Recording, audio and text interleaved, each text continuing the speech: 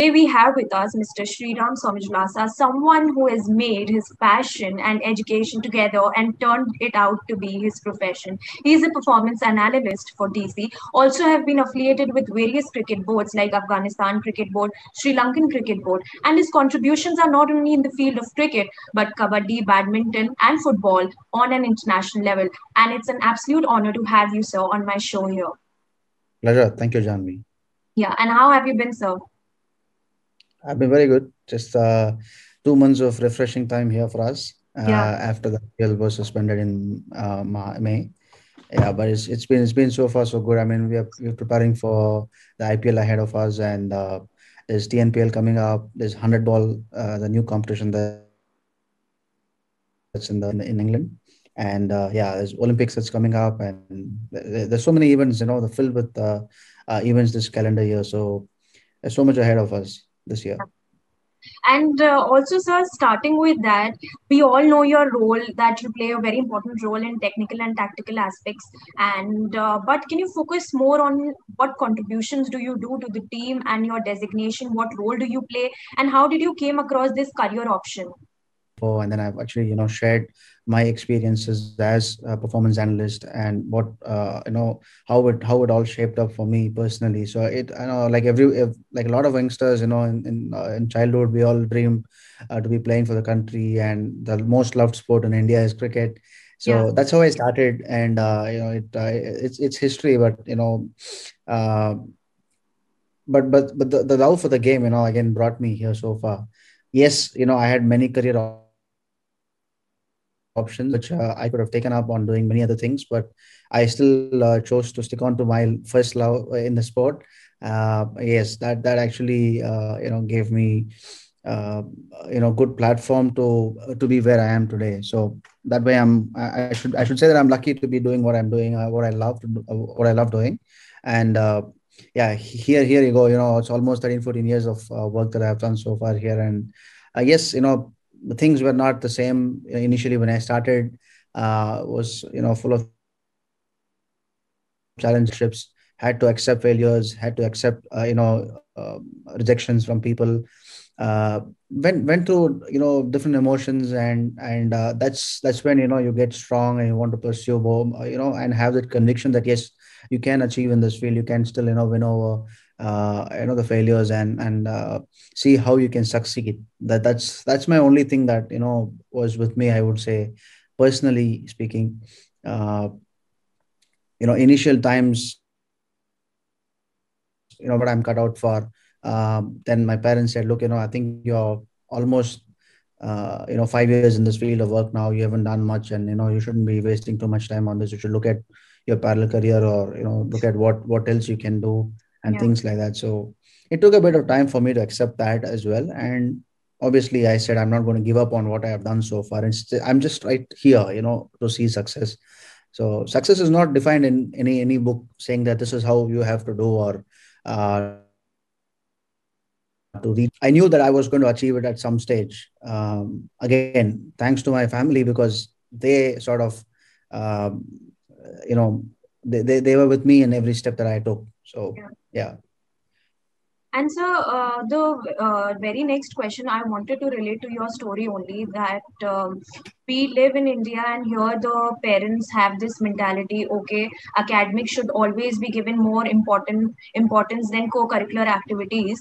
But like even if we talk about the sports industry, people are not very clear about the pathway to pursue some designation in sports industry. So being an analyst, like if someone wants to pursue this career, then what is the way to it? I mean, what kind of academic qualification one needs to achieve that designation?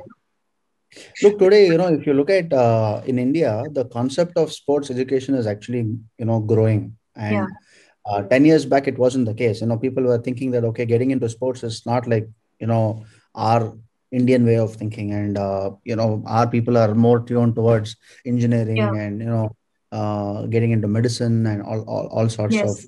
other master's degrees and stuff. So sports education was always the way. In fact, there was a in every other country you look at, Western countries basically, they will say sports is part of your education. So Yes. sports education was part of their learning as well when they grew up. So it is actually evolving now, and people are more open towards getting into sports education. It's not just into analytics; it is also into sport marketing. Could be sports journalism, branding. You can list out a variety of options in sports education Yeah. today. Yes, it is challenging still. It is not like the market is open for everyone to come and get work, because there are million billion people who Yeah. want to uh, get into sports education, and they want also sports based jobs. It's not easy, but there are Yes. avenues where there's plenty of talent in India. India is just 10 years back, or what has been there for last 40, 50 years or even more. Yes. So India produces a lot of talent. The skill that comes from this country is massive, and people are looking forward to getting into sports education. It could be any field, like I said, anything to do with sports. A lot of people are getting into analytics. Yes, the ratio is massive if you compare to what it was in 2010 or even before that. Today, the good thing about getting into in sports, as a matter of fact, if you see, I would have easily got about 3,000 odd profiles in the last year or so. Yes, more so during the COVID times, where people actually sitting home, they wanted to learn, or probably upskill their knowledge with knowing what is data analysis in sports, and how that will eventually help them personally understand the sport itself, or the job role, etc., etc. So getting in people who are interested, this is my message. You don't have to worry about which degree you do, but the passion is very important. Yes, we all watch a sport. We can choose a sport and say, look, I love this sport and I watch this sport. But what is more important is how much you can talk about it, how much you can you are well versed with that sport, in being able to communicate that to the people in that sport. So it could be a football coach that you are you would want to insights with. You should be able to have the complete information inside of that particular sport. So my answer would be for young aspirants, is that you don't need to necessarily have a particular degree, but yes, sports education, if you get into, you will certainly know the nuances of the industry and your job role, the demands of this role at the workplace, and so forth. That will help people achieve in this industry. Summing up, sir, with this, I would like to ask you that as you mentioned that there are so many aspects to the game, whether it's managerial or technical, or there are people working in the media department as well. So, do you think that in India there should be more awareness about the sporting industry? Because till now, only two universities, not even universities, two academies are providing with sports management and these sort of courses. I've seen you have come up with a sports analytical course. So, how are these courses very much important for the younger generation to at least know, okay, these kind of things still exist here in India and not abroad only? Very much. See, that's my core idea as well. I know India is still in its nascent stages in launching such programs, workshops, and the courses itself for the aspirants.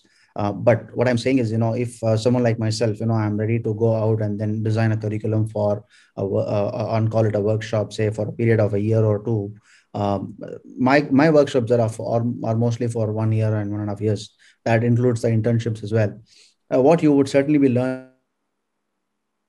in an internship, the subjects that you will be learning are all covered in our programs as well. But what more we give is, we give the experience sharings, with what we felt in the past and how we evolved in this field of work. And most importantly, if you look at from what it was in 2005, 2010, the evolution of the work itself. We talk about it. Like I said, experience sharing is very important. Yeah. And until the person has become market ready, they will give their exams here. And there are quite a few registrations that I have got in the last say 1 or 2 months. That's simply because, again, word of mouth. I don't advertise much. I just do a couple of orientations and people start coming in after that, because it's just a word of mouth, and people from several parts of the world, they've come in actually. Yeah. Already, we are 250 plus students in just in this 6 months time, and we wish to, it's not just about focusing on the numbers. It's about the people passing out every year, and this is the first attempt of mine also, to create such young aspirants to, obviously they need to be market ready when they go out. If you are an employer, you come and ask this guy, uh, what is X, what is Y, you should be able to answer them, and you should be ready for that. We again train them for what the employers will demand of them. When I say employers, it could be a team, and a coach from the team will ask you, get me a solution. This person has to be able to come up with solutions.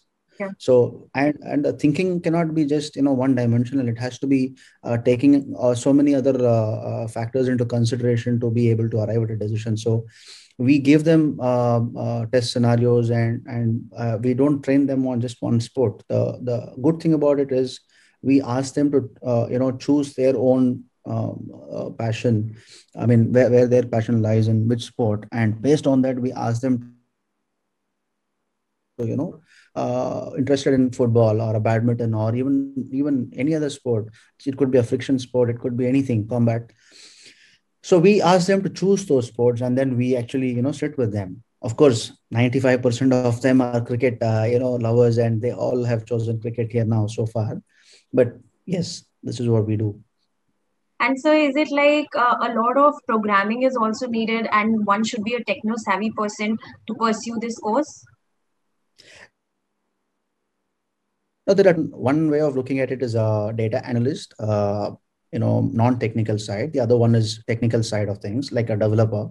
So a developer actually, could be in deriving, formula, and programming, say Python or R or any other languages on data science, right? You Yeah. could learn. You could probably write programs on creating dashboards and see how effectively your team can use. It could be one way of team, like working with a team as a backend data scientist. The other way is more hands-on data, and you should be able to manipulate that data. You should be able to work on the data, right? So how you work on the data? Basically, you are adding the information which is available in a more compounded format, and then Yeah. giving that in a comprehensive package to the coaches and the players. Yeah. So how you derive that information, you should still be able to work on it, although you are not know how to work on Excel, Yeah. Okay. right? Excel is a very simple tool today. I mean, all of us Yeah. use that at some stage in our lives, isn't it? So, Yes. so those are the minimum things that you as an individual will come across as challenges. But yes, technology is there to bridge that gap of human inference, and the time that it saves you, Yeah. is massive. And I guess all these tips and all these advices will definitely work for aspiring an analyst who want to pursue their course into this field. You have been with the DC camp and you have seen players so closely. So do you think that Shikhar Dhawan and Prithvi Shaw can be good openers for Sri Lanka tour and also for the T20 World Cup? Because in the very first match of this season, IPL season, they scored somewhere around 100 runs partnership in 5 overs. So do you think that this opening combination can rock the tour? Yeah, look, it's a blessing for this team, which is in Sri Lanka right now. Obviously, we don't call it a second string team. Indian team today has, massive pool of players. So it goes up to about 50 or 60 odd players in the side. So, every single guy, or probably more than 60% of the squad has got players, playing in different formats. Yes, it could be, this combination of Shikhar and Prithvi again, playing in the Indian colors for against the Sri Lanka. Yes, it is a good combination. I would love to see what actually what transpires out of this partnership in this series ahead. Yeah. It will be very interesting to watch because Prithvi is in the form of his life today. It's an opportunity for Prithvi to cement his place for future in the Indian team, because he has done pretty well in the IPL recently, and like I said, he is in the form of his life. Yeah. Ranji Trophy, Vijay Hazare, where he has scored almost 800 runs, and he's almost led the team single-handedly to the finals, isn't it? Yeah. So It'll be exciting to see him play, especially with Shikhar, because their partnership actually paved the way for Delhi Capitals this year so far, and we hope that partnership continues for us in the rest of the tournament this year in Yeah. IPL. Yeah. Yeah, it'll be lovely to see them again back in the Indian colors. Yeah. And sir, there were a lot of talks going on few days back when Shubman got an injury and Prithvi was said that he should be sent as a replacement for Shubman. So do you think it was a fair deal for Abhimanyu Ishwaran, who was already there in the reserves, and for Prithvi to travel over there? Also, what do you think that in which form he is well suited, that he should continue with the T20 format or he should be placed in the test format? Look, Prithvi has already played for India, isn't it? Start wasn't as expected as what we would have loved to see of him, but a couple of failures. But a player is always going to make his comeback. Yeah. And like I said, no, class is permanent, Yeah. form is temporary. So that's one side of it. But the debate is not about Prithvi or Abhimanyu Ishwaran. Obviously, this squad, according to me, has been chosen for playing against Sri Lanka in the white ball, the white ball series. Yeah. The England team has already been training for almost 4 or 5 weeks now. So it's only, I think, a matter of time he gets back into the Indian side for playing the red ball cricket as well. Yeah. But I think today it's more to do with what he could offer to the team in the white ball team as well. So I think that is probably why Indian team has actually chosen to keep him back in Sri Lanka. I don't think it could be any other reason. The Yeah. think tank obviously are I'm sure making all those consider able to give it much thought. I'm sure Yeah. the likes of the coach of the Indian cricket team and the captain and all of them, even the selectors, the management, all of them must be thinking about all these scenarios. So there's in less than 18 months from now there will be World Cup as well. Yes. Preparations for the 50 over World Cup. So Yeah. there are lots to be thought about, and I'm sure all these considerations are going on into their Yeah. into their planning. So And so let's talk about the T20 World Cup, which is upcoming. So, do you feel that the core team, which is of India, so they were touring recently to New Zealand and playing the World Test Championship with them. So, do you think that they were only getting limited number of matches to be played in the T20 format before the World Cup, and that is the IPL? you would definitely agree with me if I said this. There's yes, playing for the country, bilaterals will always be useful, but I see something bigger than that at this stage is the IPL. And if you are playing the best of best, Yeah. leagues in the world, you are, of course, playing together as a team. You all will come together as a team, and we, wear the Indian colors. It'll certainly, come together, and it'll help the boys in a way. But it again adds value when you're just finishing a competition which is of that quality or that stature, and then you go with again 2 weeks of break. You will have a couple of practice matches and stuff. All these are professionals. They keep playing so much of cricket around Yeah. the world to help them. The IPL is definitely a setting platform for them to be performing in the UAE, especially the World Cup is happening in the same 3-4 venues Yeah. uh, where we are playing the IPL. So it's definitely going to help them Yeah. you And know And again, sir, when we talk about IPL, when we talk about you being involved with the DC camp, so you have seen Shikhar Dhawan also very closely and interacted with him. So now he is the 25th ODI captain, 35 years, one of the oldest captain, debuting from the national side. So what do you think about him being the captain and leading the national team? Will he be under pressure because it is his first time? Look, I think pressure and Shikhar Dhawan, these are two extremes. I don't think Shikhar takes any pressure off it. Of course, he will have some challenges because not because he's captaining the side for the first time at this time of his career, uh, but certainly winning is always have to constantly be prepared to face some challenges ahead of us. So Yeah. from that perspective, I think, certainly there will be some sort of excitements and anxiousness, anxieties around to win the series. So I think, Shikhar is such a cool person that I've ever seen in a cricket field.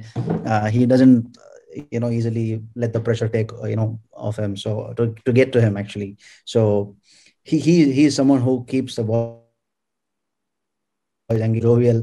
He can entertain the entire crowd, entire team around him all the time. So I don't think the pressure would get any better off him there. But he is definitely going to be one of the most exciting captains that the boys would love to have.